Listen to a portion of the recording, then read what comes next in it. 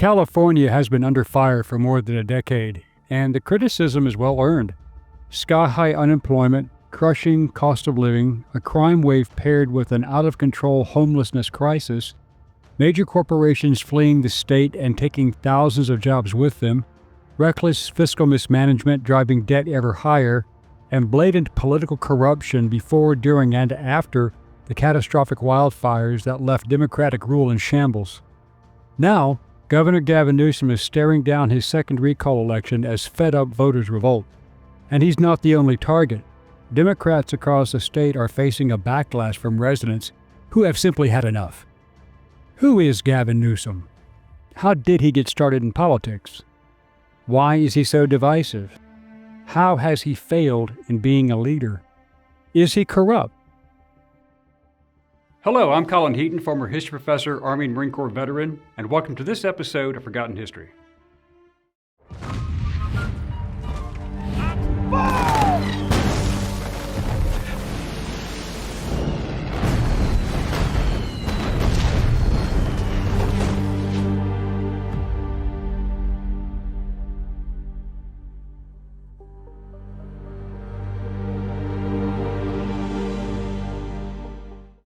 Gavin Christopher Newsom was born on October 10, 1967 in San Francisco to parents Tessa Thomas and William Alfred Newsom III. His father worked as a court judge and an attorney for Getty Oil.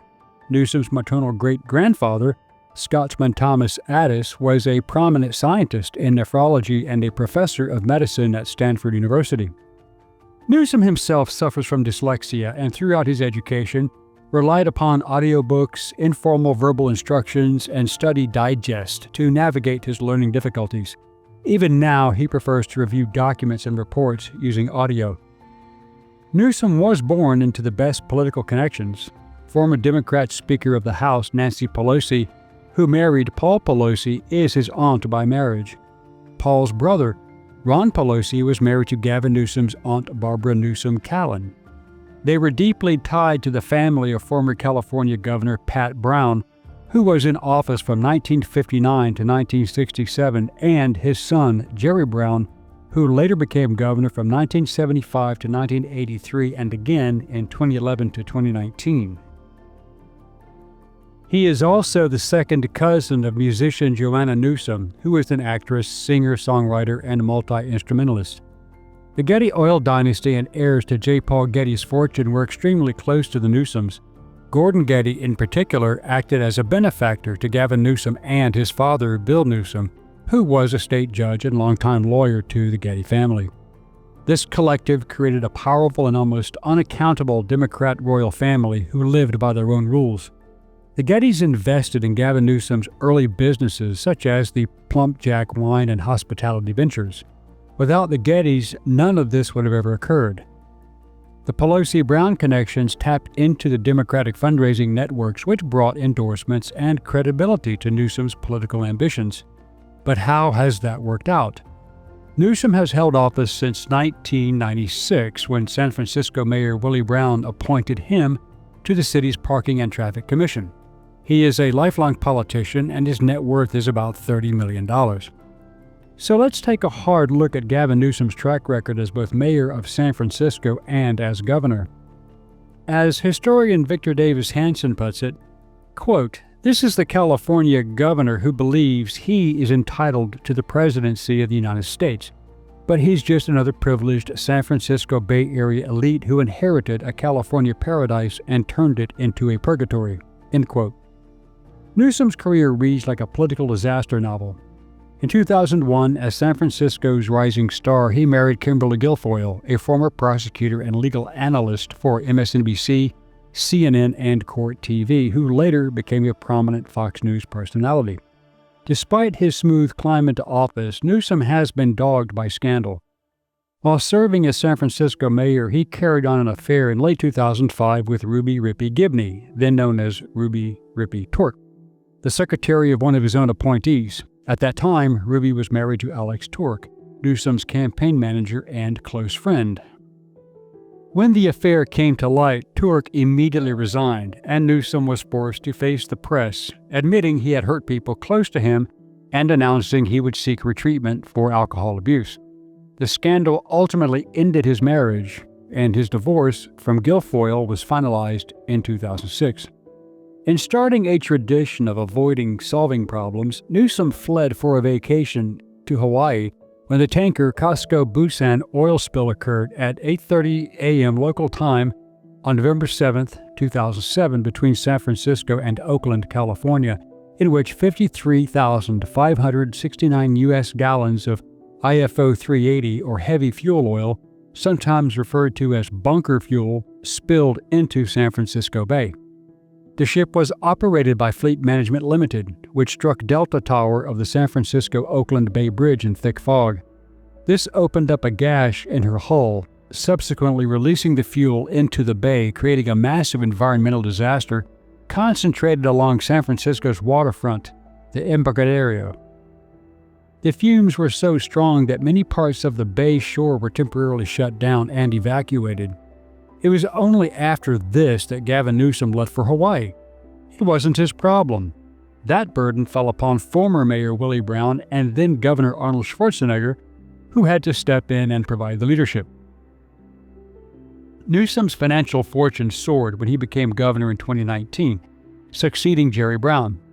For 2025, he drew a state salary of $291,715 and receives an additional $95,063.16 in benefits, including free healthcare.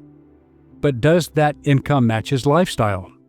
Consider his lavish purchase of a $9 million home financed on a 30-year mortgage. That would be a demanding $56,464.75 in monthly payments at today's interest rates. To qualify for such a loan, lenders typically expect an annual income approaching $2 million, a level far beyond the earnings of a public servant. Buying it outright would put him in the company of rock stars, hedge fund moguls, Hollywood producers, or drug traffickers, not a career politician. Adding to the questions, the property carries an annual tax bill of more than $117,000, or roughly 1% of its value. Yet, as reporter Jennifer Van Laar revealed in 2020, Newsom had chronically delinquent property taxes in both Marin and Sacramento counties. According to latest reports, Newsom is currently delinquent on more than $20,000 in property taxes for his Kentfield estate, which was last listed for $5.9 million, according to the Marin County Department of Finance's website. Now, this is interesting because in 2018 to 2019, an LLC registered to Newsom's cousin, business partner, and co-president of Plumpjack, Jeremy Scherer, paid $3.7 million cash for a 12,000 square foot Fair Oaks estate in December of 2018. In October 2019, the LLC gifted the home to the Newsoms free and clear, claiming Newsom was a member of the LLC to avoid a $4,000 transfer tax. In January 2020, the Newsoms received $2.7 million tax-free when they obtained a cash-out refinance, Jen Van Laar reported at Red State. This left very little from the $5.9 million sale of their Marin home, the Globe reported, except, according to Van Laar, that home was mortgaged to the hilt. And Newsom's financial disclosure forms don't mention the LLC or the gifts, which far exceed the $500 legal limit, which must be reported and which is a crime in the state, but not for well-connected Democrats. The Newsoms retained the six-bedroom Fair Oaks $3.7 million home, where he spends several nights a week with his wife, Jennifer Siebel Newsom. For your information, there is no state audit or investigation for violating those laws. So, the Newsoms now have two multi-million-dollar homes which do not actually belong to them. So, who owns them? Who is investing so heavily in Gavin Newsom? Who is providing his lifestyle for the rich and famous to the Newsoms, and what do they expect in return? Looks like investments masking future campaign contributions to a future presidential candidate, and people like to call in favors.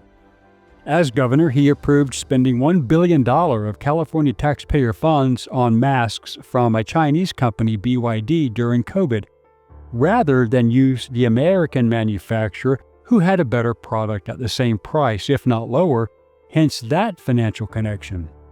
He raised the minimum wage to $20 per hour, and fast food owners and restaurant owners were forced to lay off employees and close restaurants. He cost jobs. Many left the state, such as In-N-Out Burger going to Tennessee. He passed policies and regulations killing manufacturing, forcing more businesses to flee that state. Newsom passed policies bolstering a service economy rather than high-paying manufacturing jobs. He limited energy production to renewable energy only, solar and wind. He limited gas and oil production, creating a shortage, forcing people out of their cars and onto public transportation, and forced people into electric vehicles, and he ordered all internal combustion cars banned by 2035. To push this plan, he is responsible for the highest gas prices and gas taxes in the nation. He mandated an all-electric state, including autos and trucks and all-electric homes and commercial buildings in new construction, but he did not have the foresight to upgrade the power grid, which is the least dependable in the nation. He signed a bill to install thousands of floating offshore wind turbines at a cost of $150 billion, and bear in mind, his friends in the Communist Chinese Party are the primary manufacturers of these turbines. Newsom legalized recreational drugs and reduced criminal penalties for sex with minors in SB 145, legalized abortion up to a baby's birth, destroyed the public education system by watering down actual disciplines of math and English, pushing a woke agenda, while sending his own children to private schools. Public school student scores plummeted far below the grade average nationwide. He still promotes affirmative action, racial preferences, and DEI hiring, exploding state government jobs over merit-based hiring. This is a large contributor to so many of the state employees being incompetent. Newsom vetoed a bill that would cap copays for insulin at $35. For people struggling with medical costs, this was widely criticized. But remember, Big Pharma donates heavily to Newsom and Pelosi, among other Democrats. Having stock in those drug companies also may have influenced his decision. See our video on Senator Elizabeth Warren as an example of a politician getting Big Pharma money. He creates fake crises and pushes climate change and reparations. Newsom made deals with Chinese companies, making solar panels along with the COVID masks as he pushed the environmentalist message. He doubled the drug-addicted, vagrant, homeless population living on California's streets while spending $24 billion on them, but there is no telling where that money went. But remember, he does have those expensive homes. Newsom attacked the right to keep and bear arms by passing laws which nibble around the edges of the Second Amendment, creating de facto gun control and making ownership and purchase too expensive and almost impossible. Newsom created a housing shortage, doubling down on forcing cities and small towns to comply with his order to build affordable housing and multi-family units. But somehow he forgot to pass those requirements onto the wealthy areas where his Democrat millionaire friends live. That would have lowered their property values, and he could not have that. Newsom, even when warned by Donald Trump in his first administration and was offered federal aid to correct the problem, refused to address the water crisis. He wasted two of the wettest years in recent California history by sending the abundant water flowing out to the Pacific Ocean for environmental purposes, rather than collecting it in reservoirs and using it for agriculture irrigation and storing it the rest for a dry year. He also cut water off to rural areas in the state and limited water deliveries to farmers and ranchers. In one of the greatest sleight-of-hand maneuvers in political history, he spent millions of Proposition 1 funding designated for dam reservoir construction for additional water storage, but instead he helped demolish 4 dams on the Klamath River, destroying hydroelectric power and beautiful lakes. The Klamath Dam removals are a shining example of what we can accomplish when we act according to our values, Newsom said in a letter to Warren Buffett asking for his backing. This was supposed to appease the far-left Green New Scam collective. Gavin Newsom and the California Department of Public Health issued a directive in 2021 during COVID to suspend nursing home regulations, sending contagious COVID patients to nursing homes, much like Cuomo did in New York. California had already passed Proposition 47 in 2014 before Newsom's governorship, which reduced many nonviolent drug and property felonies to misdemeanors. But Newsom opposed Proposition 36 in 2024. This was a ballot measure that increased penalties for certain thefts and drug crimes. He also supports cashless bail. Californians must never forget Newsom's cruel leftist policies that harm men, women, and children. And this is not even a complete list by any stretch, but this was why so many people and businesses have fled the state. For example, the best estimates are that 1.2 million people at least have escaped California since Newsom took office of governor. In 2023, there was a net out-migration of 533 firms that abandoned the state, far more firms left than entered. Over 200 major companies have fled California since 2019, and these are a few examples. McKesson left in 2019 for Las Colinas, Texas. Charles Schwab also left San Francisco in 2019 for Westlake, Texas. Oracle skipped out of Redwood City in 2020 and relocated to Austin, Texas. Hewlett-Packard Enterprise left San Jose in 2020 for Houston, Texas. Tesla saw the light and fled from Palo Alto in 2021, relocating to Austin, Texas. Palantir left Silicon Valley from 2020 to 2021, relocating to Denver, Colorado. CBRE left Los Angeles in 2020 for Dallas, Texas. Chevron left San Ramon in 2024 for Houston, Texas. Just these companies alone cost the state billions in lost tax and operational revenue. As a result, these companies' stocks rose in value. The only companies with possible higher stock returns are Penske, U-Haul, and other moving companies, if you can get their trucks. While not responsible for the high-speed rail fraud impacting California taxpayers after voters approved Proposition 1A in 2008, Newsom has done nothing to stop the waste. The cost of a full-duration system, the Los Angeles to San Francisco, Anaheim, and line extensions, was estimated to cost $33 billion. But corruption and incompetence derailed that plan. The cost for the initial 171-mile segment from Merced to Bakersfield, also known as the Central Valley Stretch alone, is now projected to be about $35 billion and may grow to $38.5 billion due to inflation, material cost increases, etc. The total cost for completion of the Phase 1 project from San Francisco to Los Angeles, Anaheim has a completion cost estimated at $128 billion in newer reports. This does not include the Central Valley line. Between rising cost of concrete, steel, copper, and the environmentalists opposing large sections halting construction, forced planned rerouting, the expected cost has only risen. Regulatory and environmental compliance, land acquisition delays, acquiring permissions, clearing environmental hurdles, relocating utilities, full cost of structures, tunnels, bridges, extending completion dates, all take time and money. All of this would have been done prior to beginning construction if a competent authority were involved in the planning, from which California does not benefit, unfortunately. But common sense did prevail when the U.S. Department of Transportation under the Trump administration terminated about $4 billion in unspent federal grants to the project, arguing that there was no viable path forward under existing terms. California and the HSR authority contested this move because that cuts into their kickbacks, which favored companies getting contracts. Newsom's had moments of aggressive rhetoric such as "fight Republicans," "punch these sons of bitches," which critics say inflame polarization and perhaps encourage political violence. We have recently seen this with the murder of Charlie Kirk. While his administration was imposing limits on private gatherings during the COVID-19 pandemic, Newsom attended a birthday party at the French Laundry restaurant in Napa Valley, with more than 3 households present. The event was indoors or partially enclosed. His own mask compliance was ignored, and photos contradicted his initial claims that they were masked. Ironically, he oversaw legislation benefiting specific big donors.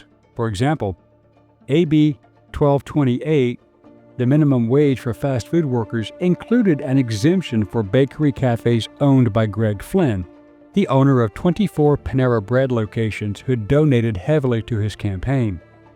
Also, a law, AB 3206, gave Steve Ballmer, owner of Intuit Dome and the LA Clippers basketball team, a special alcohol last call exception, allowing them to serve alcohol after the legal time after all other businesses closed. Ballmer's wife had donated $1 million to Newsom's campaign. Critics accused him of pay-to-play favoritism. During COVID, Newsom locked down small businesses, but he allowed the big box stores, strip clubs, and liquor stores to remain open, as those are consistent tax sources, many being campaign donors. Newsom oversaw California as it gave $11.4 billion in unemployment benefits to ineligible claimants under the Federal Pandemic Unemployment Assistance Program. An additional $19 billion in claims fell under investigation. Meanwhile, legitimate applicants faced long delays. The Newsom administration failed to set up effective safeguards against fraud despite warnings. All of these events and his actions promoted the recall attempt of 2021. Newsom remained governor, but the election was close and very questionable, given unrestricted mail-in ballots, no scrutiny of legitimate or multiple ballots cast, and lack of transparency in counting those ballots, and no voter ID requirements.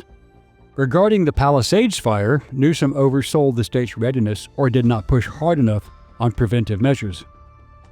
Many fire hydrants ran dry or lost sufficient water pressure, impairing firefighting efforts. He shares the blame with LA Mayor Karen Bass, and see our video on her. In a move to deflect his own culpability, he ordered investigations following the failures, such as hydrant pressure loss, to understand what went wrong and how to prevent recurrence. He does not have to look far. It was his fault. Although the liberal fact-checking organizations denied this fact, Newsom allowed California to expand its Medicaid program, called Medi-Cal, to include many illegal immigrants being able to access some health coverage paid for with public taxpayer funds. As of 2025, about 1.6 million undocumented immigrants, otherwise known as illegals, are enrolled under these expanded Medi-Cal provisions, and citizen taxpayers are struggling to reap the benefits given to illegals.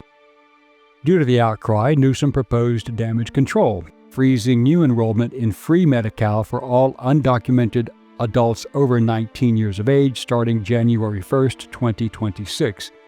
But Medi-Cal health benefit costs keep rising, leading to chronic shortfalls. Newsom also proposed a $100 a month premium for already enrolled undocumented adults, meaning, again, illegals, beginning in 2027 as a cost-cutting measure.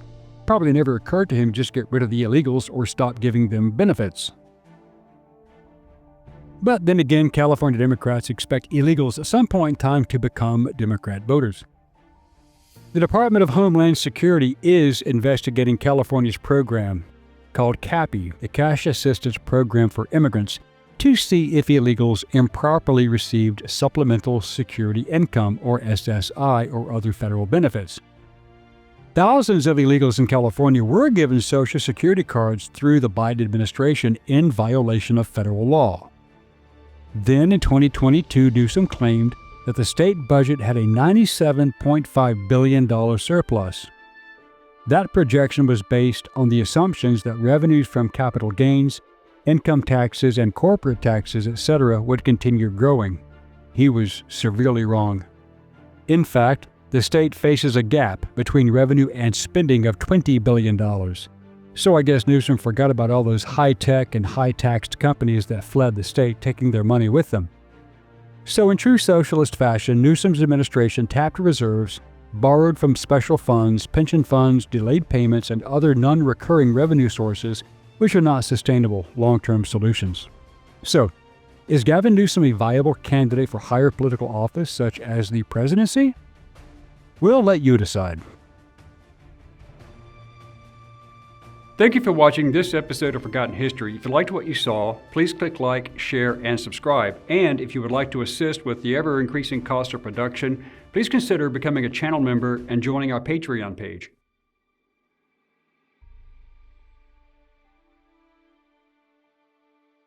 Please check out our merchandise store. And thanks for watching.